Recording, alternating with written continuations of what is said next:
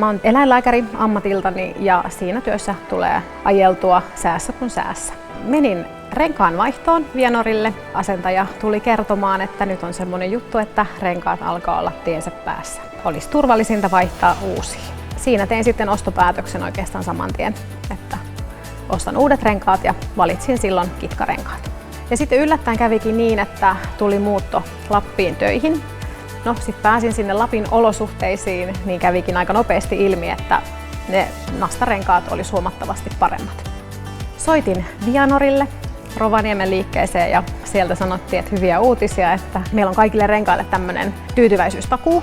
Ja iloisesti sitten koko perheen voimin sieltä Pohjois-Lapista Rovaniemelle ajettiin ja vaihdettiin renkaat siellä kitkoista nastarenkaisiin ja oikein onnellisesti päästiin jatkamaan matkaa. Eli Vianorista kun ostat renkaat, niin niille on 30 vuorokauden tyytyväisyystakuu. Se on alalla ainutlaatuinen.